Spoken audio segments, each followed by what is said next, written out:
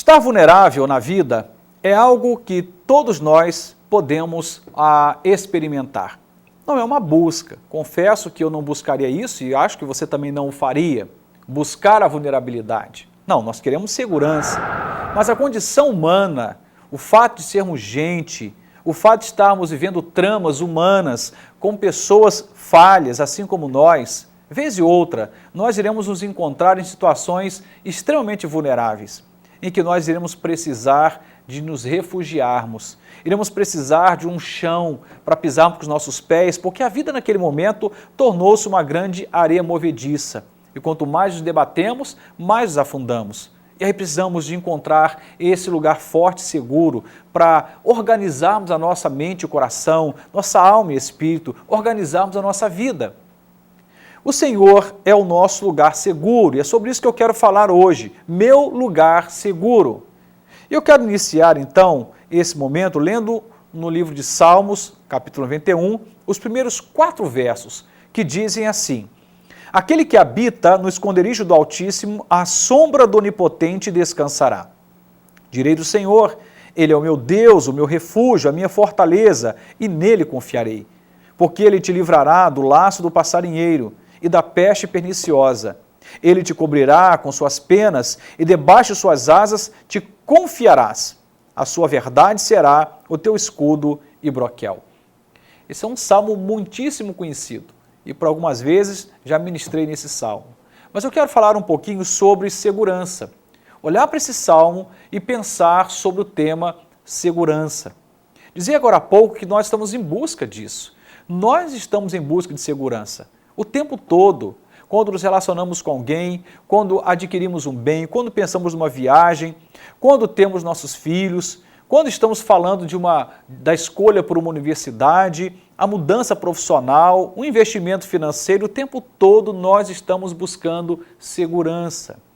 Isso não é apenas óbvio, mas também é esperado, faz sentido.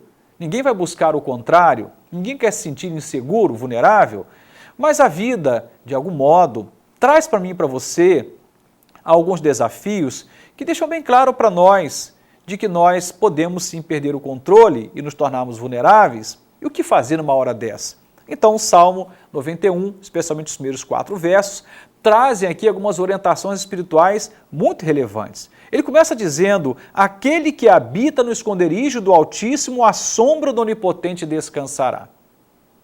Veja só que coisa interessante. Normalmente, quando a palavra de Deus traz a palavra habita, habitar é para além de morar no lugar. A gente tem a ideia de habitação como um lugar em que a gente reside. É mais do que isso. É um conceito que fala de permanência. É um conceito que fala, de um Deus, sobretudo nesse texto, de um Deus que está nos convidando não apenas a passar por uma experiência com Ele, mas a permanecermos nele como alguém que reside no mesmo endereço a vida toda. Ele diz, aquele que habita no esconderijo. Habitar nos chama atenção para isso, mais do que o endereço, mas a condição de estarmos naquele lugar como lugar de morada e mais do que isso. Se nós entendemos o que é morada, entendemos também o que é segurança.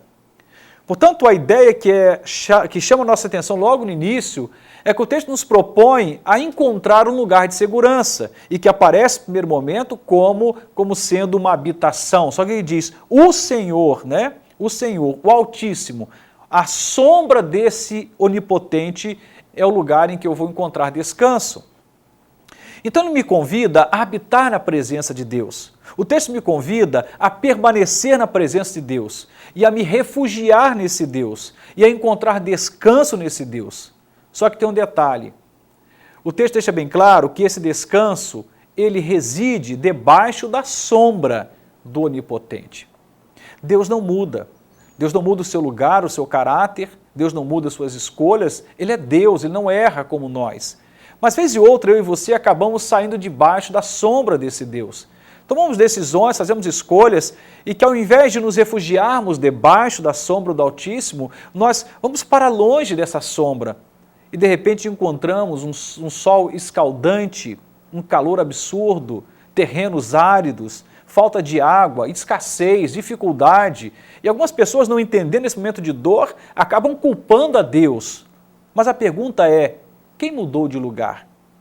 Quem mudou a sua posição? Vou te garantir e te adiantar de que não foi Deus, porque Deus permanece no lugar em que Ele sempre esteve, mas se eu e você sairmos dessa condição que o texto nos propõe, que é estar debaixo da sombra de Deus, se nós sairmos debaixo da sombra do Altíssimo, no lugar de descanso, encontraremos cansaço, fadiga, dificuldade. Então eu te convido, nessa tarde, a considerar a possibilidade de não somente ver em Deus esse lugar em que você pode se refugiar e encontrar descanso, mas mais do que isso, que você possa habitar. Não se aventure em passar por uma experiência com Deus, mas permaneça na presença de Deus diuturnamente, porque Ele é o seu refúgio, Ele é o seu lugar de descanso. E entrando em detalhes, o salmista então declara, direi do Senhor, Ele é o meu Deus, o meu refúgio, a minha fortaleza, e nele confiarei. Eu só posso confiar em alguém na medida em que eu conheço esse alguém. Aqueles que se aventuram nos amores da vida, acabam passando pela vida de um e de outro, não permanecendo. Eles iniciam uma relação e terminam sem saber com quem se relacionou, porque não permaneceu, apenas passou como um nômade do amor. No entanto, quando permanecemos na experiência de uma amizade, de um namoro, de um casamento e permanecemos, então passamos a conhecer aquela pessoa com quem nós nos relacionamos. É preciso então permanecer em Deus para que possamos conhecê-lo, por isso é importante habitar na presença de Deus. Isso vai me garantir que em algum tempo, e esse tempo ele é mais curto do que nós podemos imaginar, vai me garantir quem é Deus para mim. Vamos começar então a experimentar o Senhor. E vai ficar fácil confiar em Deus, porque Deus vai se revelar como Deus confiável, de todas as formas possíveis. Ele então declara, porque Ele te livrará do laço do passarinheiro, da peste perniciosa, Ele te cobrirá com suas penas e debaixo de suas asas te confiarás. O que ele está dizendo aqui? De uma ação deliberada de Deus, orquestrada por Deus para proteger a sua vida, para te dar o refúgio que você precisa, para te aconchegar, para te fazer se sentir cercado pelos seus cuidados. Mas é preciso estar debaixo da sombra do Altíssimo. Isso muda tudo. Tem muita gente em busca desse refúgio, pelo menos hipoteticamente em busca desse refúgio, mas está longe da sombra de Deus. Quando fala debaixo da sombra de Deus, me vem à mente, por exemplo, uma criança pequenina que, de repente, por alguma razão, ela decide sair de perto do seu pai num ambiente carregado de pessoas, um shopping, por exemplo, no final de ano, ou num lugar em que há uma grande aglomeração de pessoas. Por enquanto, ou enquanto ele estiver perto desse pai, a segurança é garantida. Mas à medida em que ele se desloca para longe do pai, não dá mais para falar de segurança. Obviamente, essa criança vai chorar, se desesperar, porque mais cedo ou mais tarde, essa criança vai se deparar com o fato que já não goza desse privilégio da segurança do pai, porque o pai ficou longe. Ele grita por socorro, em algum momento o pai o encontra, e há de novo, novamente, a paz, o sossego, aquela aflição vai embora e a criança se aconchega no colo do seu pai. Nós não podemos sair da presença de Deus e achar que isso vai ser tradução ou sinônimo de segurança. Não há segurança fora da presença de Deus. Aliás, com Deus já não está fácil os enfrentamentos dessa vida. Imagine sem Ele. Com Deus já tem sido um desafio diário lutarmos contra tantas inseguranças que nos rodeiam nesse tempo que estamos vivendo. Imagine sem Ele. A minha sugestão para você é que você faça do Senhor o seu alto refúgio, que você faça do Senhor o seu lugar forte e que você então, entendendo isto, decida habitar na presença de Deus por toda a sua vida, não apenas temporariamente, e permaneça debaixo da sombra do Altíssimo. O detalhe, você vai encontrar descanso para a sua alma.